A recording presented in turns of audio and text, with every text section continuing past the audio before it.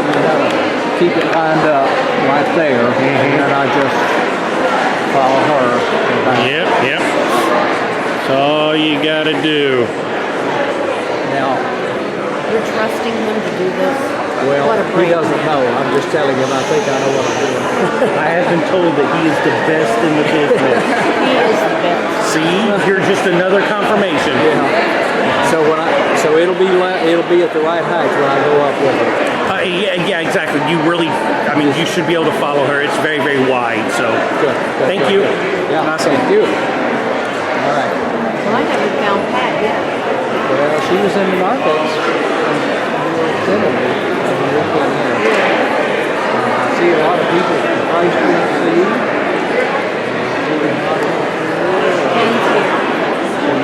I was asking Ken about his eye surgery. Yeah. Some signing. Well, maybe I should go back out and try and see how it goes.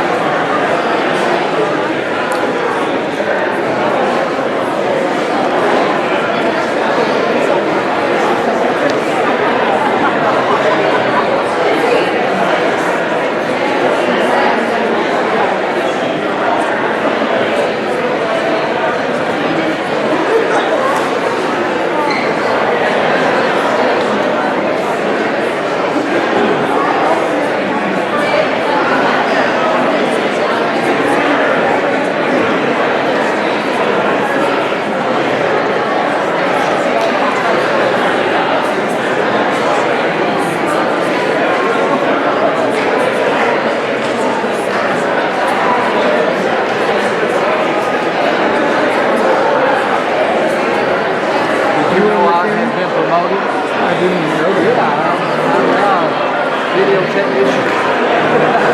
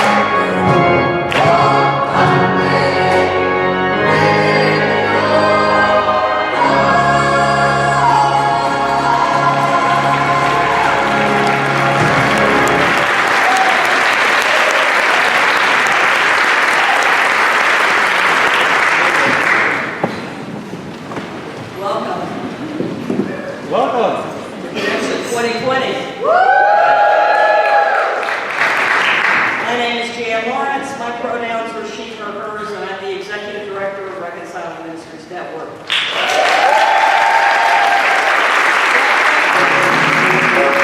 It is an awesome time, as I've been saying for days, it is an awesome time to be a Reconciling United Methodist. We are so glad you're here. This weekend is all about connecting. It's about making new connections. It's about rekindling old connections.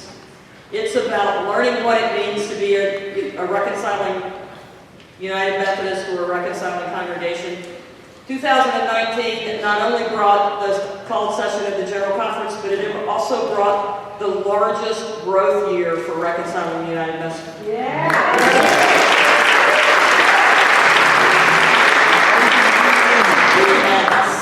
had almost 7,000 individuals affiliate in over 260 churches and communities and campus ministries. It has been an amazing ride this last year. We are super excited about what the future brings for the Reconciling family in the United Methodist Church. I knew that this was going to be a tremendous event from the very beginning, because when we started talking about it, we had people that said, yeah, we haven't gotten together in a while, and maybe we should get together before General Conference in 2020, and everybody was exhausted, and we're like, oh, okay, maybe.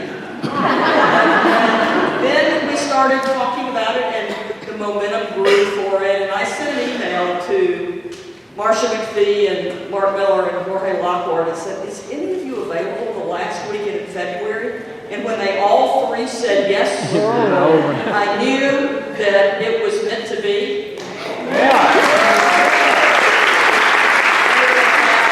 Amazing time. They have completely planned our worship experience for us, and you can tell already. Wow, thank you, choir. So there are many other people that I want to thank. We could not have picked a better location. We have been greeted by a hospitality staff that has been amazing.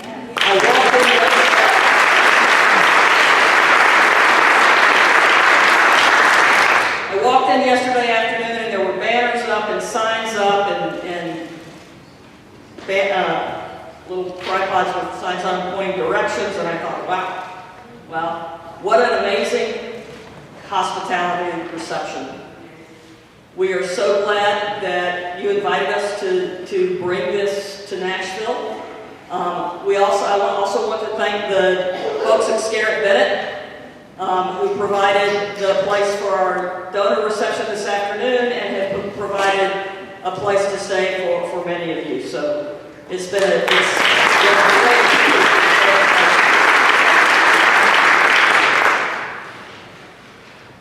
There are many people that I need to thank, and we don't have time for me to thank all of them, but I want to name just a few. I've already mentioned the wonderful people planning worship.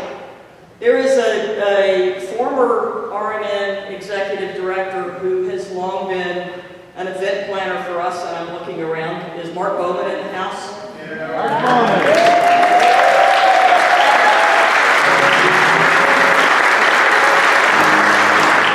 Mark does details, which is a really good thing because I don't. So we actually had a place to go and a time to be here. Thanks, Mark. And he's done an amazing job pulling this together, working with all of the different vendors and all of the different places that are doing work for us this weekend.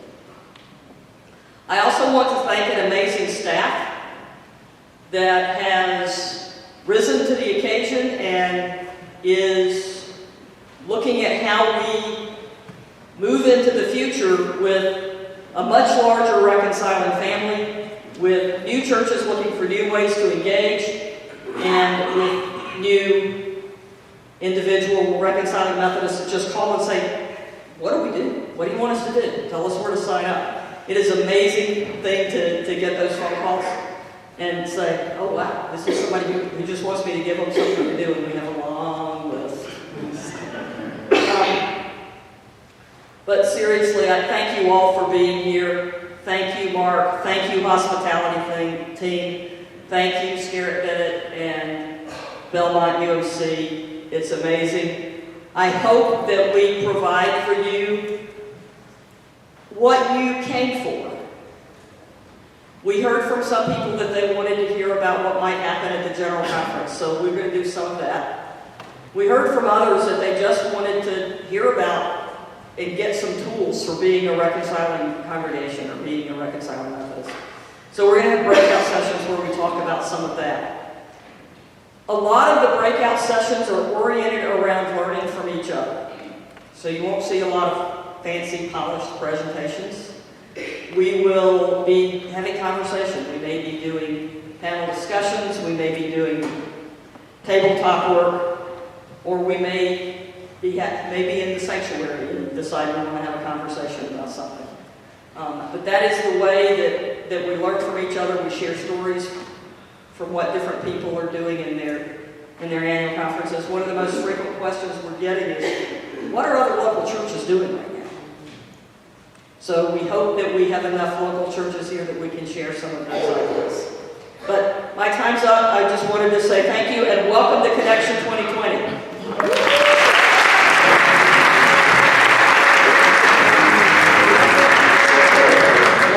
Amazing hospitality volunteers, Lewis. Thank you, Jan.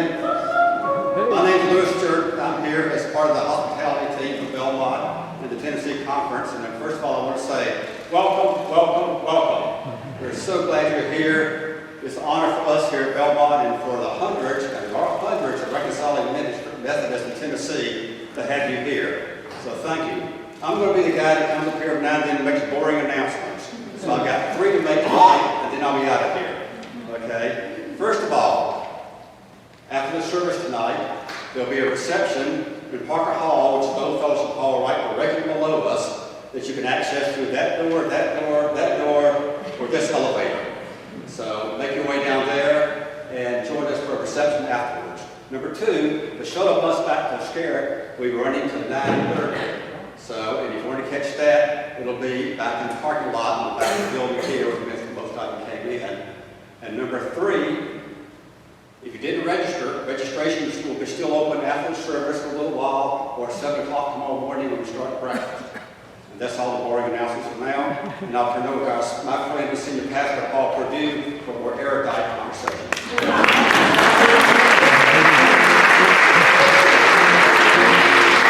We are just so glad to welcome you all to Nashville, to the Tennessee Conference, to the Memphis Conference. We share a bishop with Memphis, and I know that some of our Memphis friends are surely here. We just pray that you will have a wonderful experience in Nashville, and that God will use our gathering to change our church so that we might live into who God is calling us to be a people of justice and love, community and grace.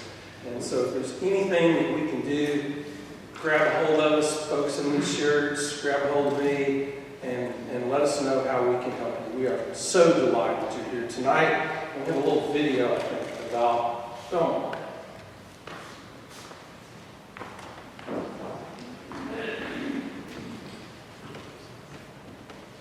And we found just that. There's the old adage that it takes a village to raise a child. And we really are so thankful that Belmont United Methodist Church is that village for our family. I moved to Nashville, I did my research, and I had a list of 6 churches that I wanted to visit. And the first Sunday in town, I went to Belmont and never made it to any of the other 5. And I've been here ever since. Belmonters live out their faith and commitment to social justice, not just within the walls of the church, but also in the streets, at Legislative Plaza, and in the offices of our state's lawmakers. Belmont challenges its members and makes sure that all are accepted and welcome. That balance is very important to us. My children are older now, but the way Belmont helps shape who they are is priceless. For Belmont to give me 30 plus years of experiences and memories with children and youth is a gift I am thankful for every day. Sunday is for me the best day of the week because I can be myself, with no exceptions and know that I'm loved and cared about by everyone that I come into contact with. That's why I keep coming back. At Belmont, we believe that everyone should do justice, embrace love, and walk humbly with God.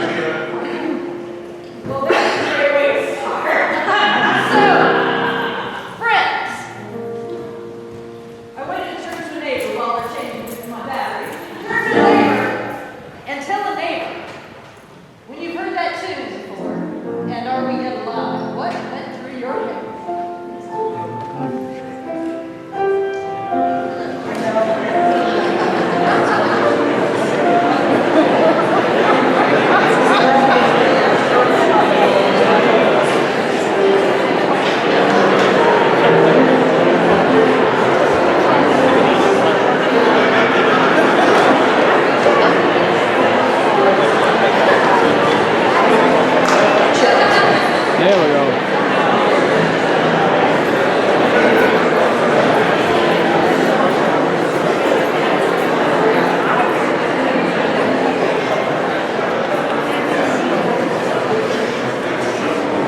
And are we alive?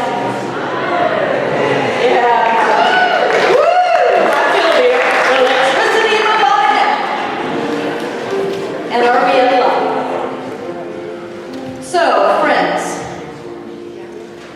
between the three of us, Mark, Jorge, and I think we dare not count up how many annual conferences we've had, because we've had the great pleasure of leading many annual conferences and general conference and worship. And every time, my answer is, well, yeah. Sometimes we think that we're living in liminal space. Liminality is this sort of highfalutin word for the space in between. We're no longer who we used to be, and we're not yet who we are becoming. You know? This liminal space is in between us. But I want us to talk about, in these 3 days together, the reality space. And are we alive and see each other's face? Go ahead and take a look around and see each other's face. This, my friends, is the reality space. Because this is the church. This is the church full on, alive. And so we're going to just rev up that song a little bit. What do you say, Mark? Let's do it.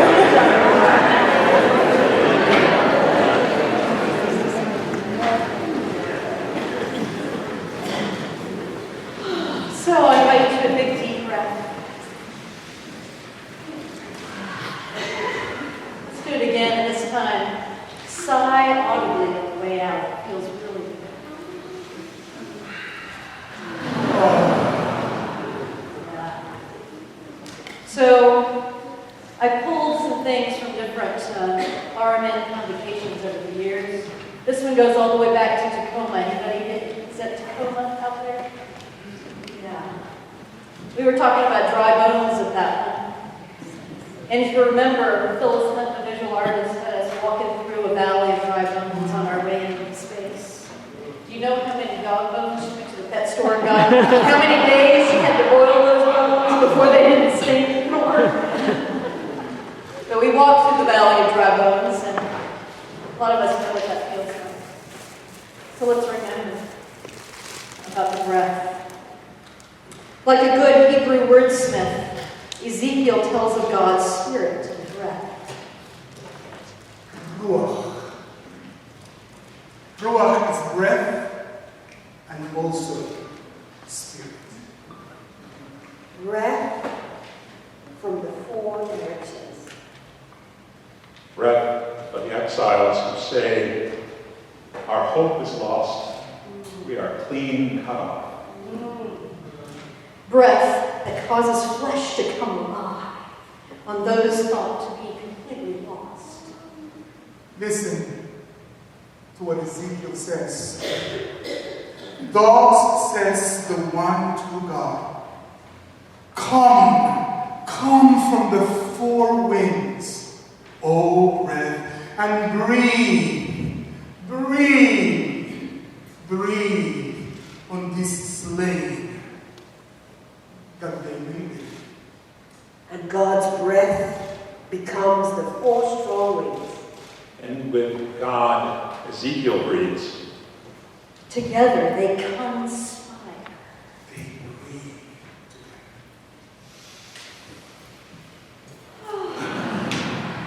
God and prophet to raise the exiles from the graves. To bring new life, to cause those clean cut off to rise again. Reconciling Methodists, prophets in training, alike conspired.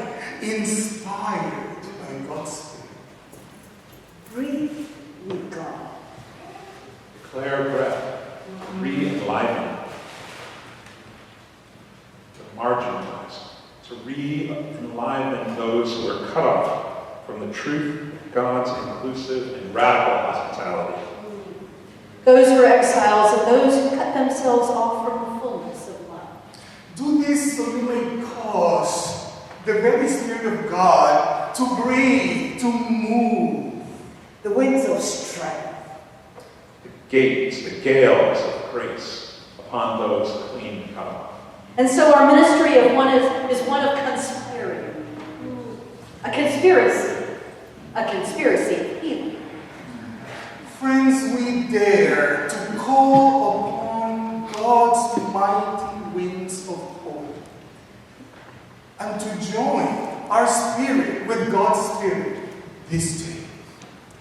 To breathe new life upon those dry bones, and so to raise them from their graves. Be inspired by God.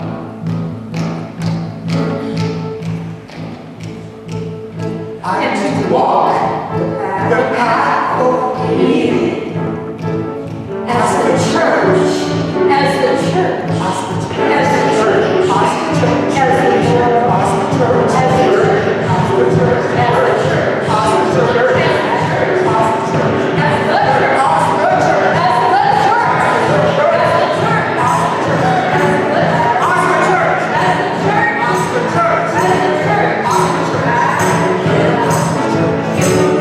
In the world.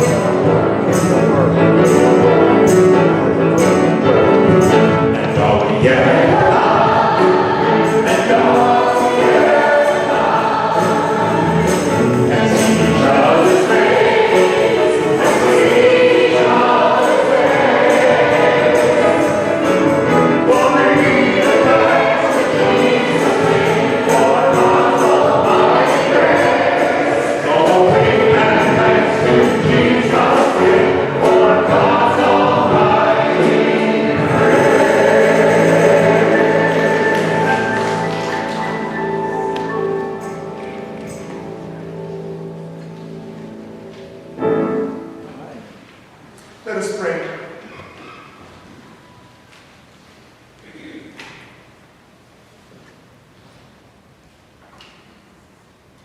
God of grace, God of love, God of the journey, God of all those who have walked this path before us, with us, and those who will come after us. It is good to be together. It is good to be alive. It's good to sing it. It's good to mean it. It's good to remember. It's good to breathe. It's good to breathe. It's good to conspire. And it is good and a right and joyful thing to give thanks to you this day. For the amazing journey of what has been, of what is, and what is to come. For the heritage we've received, and the ways that it keeps coming alive, even in this moment, even in this place. Breathe on us, breath of God, that whatever is slain within us may come back to life. That whatever needs infusion of life may receive. Breathe upon this assembly. Breathe upon this church, this generation, this United Methodist Church. Breathe upon this city, breathe upon this world, and help us breathe together with you. For this is certainly the way, Jesus, whose name we dare to claim, and whose way we dare to follow. Let the people say, Amen.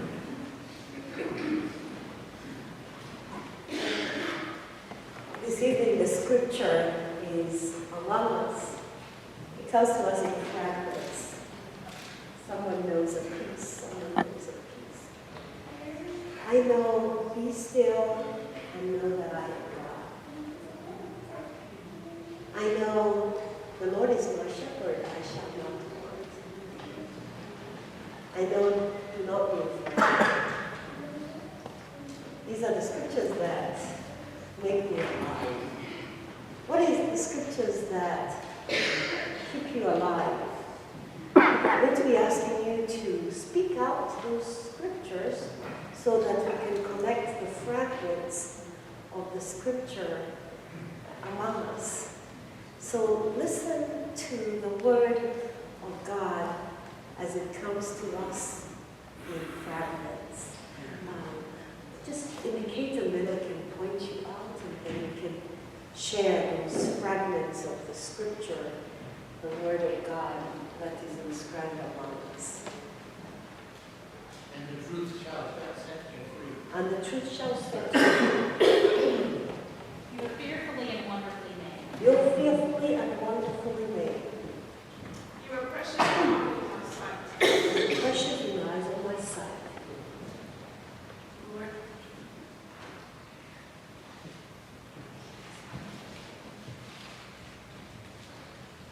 what is my portion, save my soul, and pour out my heart?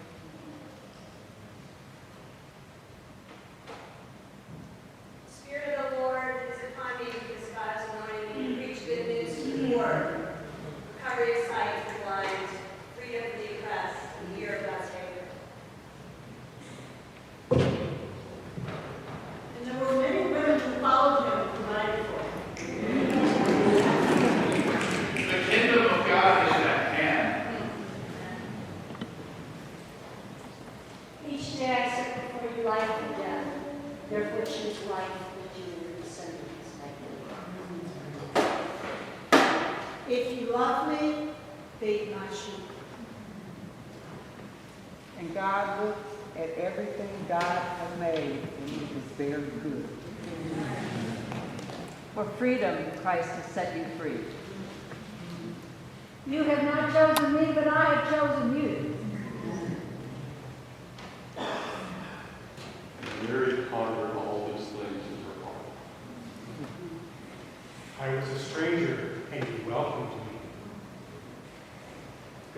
Spirit is at work among us in ways that are immeasurably greater than we can think or imagine. You are the light of the world. If I take the wings of morning and fly to the farthest sea, thou art there. For God did not send the Son into the world to condemn the world, but that the world shall be saved through him. Every tear will be wiped from every eye. And still I will show you For he who began the work in you will bring it to completion on the day of Christ Jesus. Behold, I am doing a new thing. Now it springs forth. Do you not perceive it? I will make a way in the wilderness. What can separate us from the love of God? Nothing. By this they will know you are my disciples if you love one another. Lord is the strength of my heart and my portion forever. Come to the end, and still with you. Aunque ande en valle de sombra de muerte, no temeré mal alguno. We are created to be in the light. No weapon formed against you. Put on love, which binds everything together in perfect harmony. Perfect love casts out fear.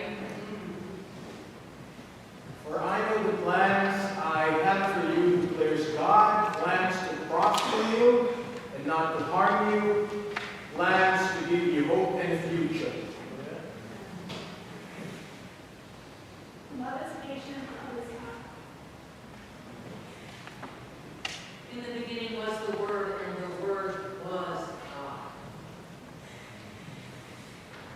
What God has called clean, cannot call unclean. Nothing, not life or death, nor height nor depth, nor angels, nor principalities, nor powers, nor things present, nor things to come, nor anything else in all creation will ever be able to separate us from the love of God in Christ Jesus. The word is a lamp unto my feet and a light to my path. Neither male nor female, but all are one in Christ Jesus.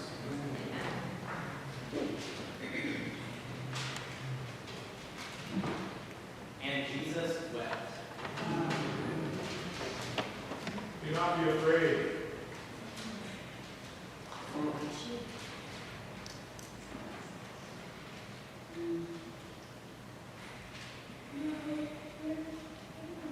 The word of God for the people of God.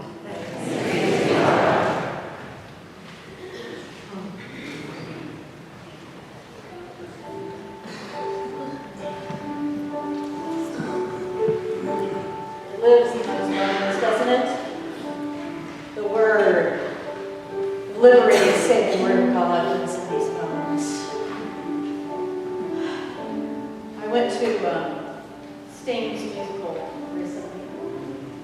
Yes, Sting has a good musical.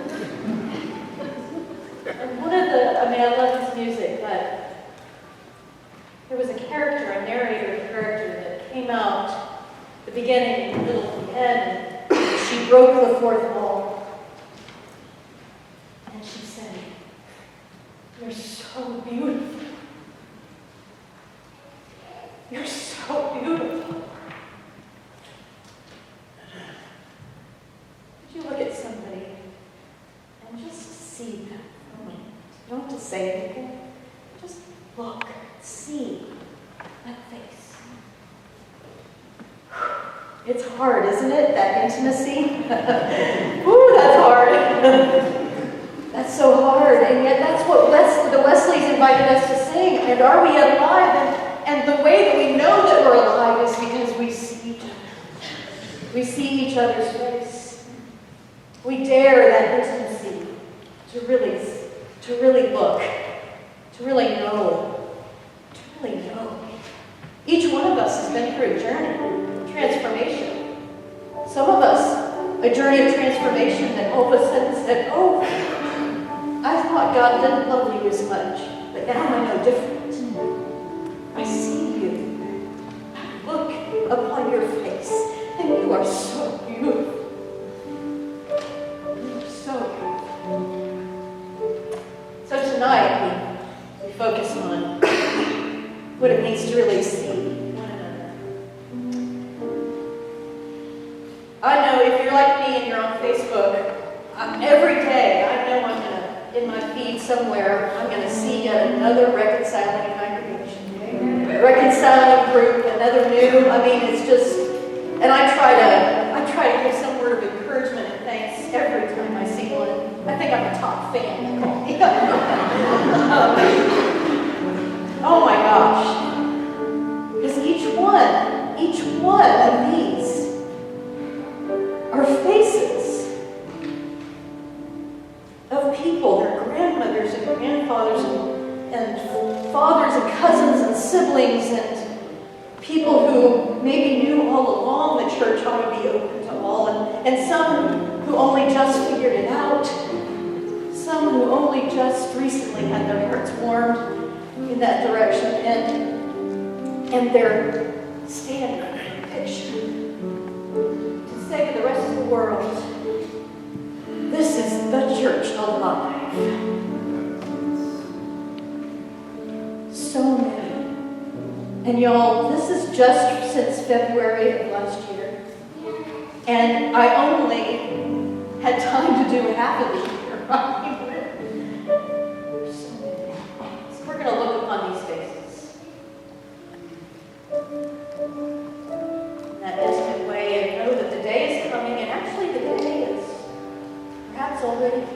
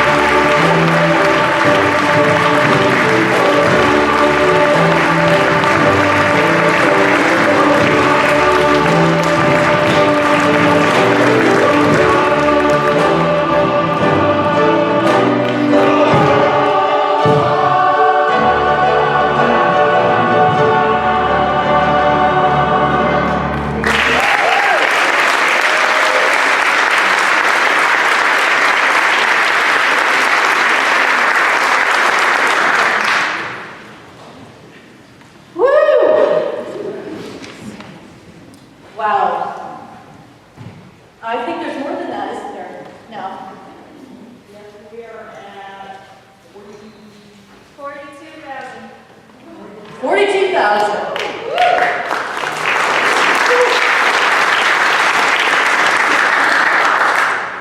So, friends, did you see your church up there? Did somebody see their church?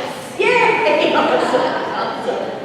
Oh, and for all of those, there's more like it. And with every face, there's a story. Right? Every face, there is a story. And every face I'm looking at right now, there's a story. So here's what we're going to do. The three of us decided that there's enough scripturing and proclaiming in this room that in this service we wanted everybody to have a voice. So there isn't going to be a time when one person gets up and does a sermon then for like 20 minutes. We're going to speak to one another in this moment with some stories. So now we have to, we're going to get in small groups, 3 or 4, so that you have some time to tell your story. But just be mindful that everybody's story is important, and so yours might not want to last for like 20. So I'm going to model about how long, all right? So the stories that I'd love for us to tell is of the church alive. And are we yet alive? Are we? Yes. Yes. And so the stories of when did it make a difference in your aliveness, or something that you witnessed perhaps,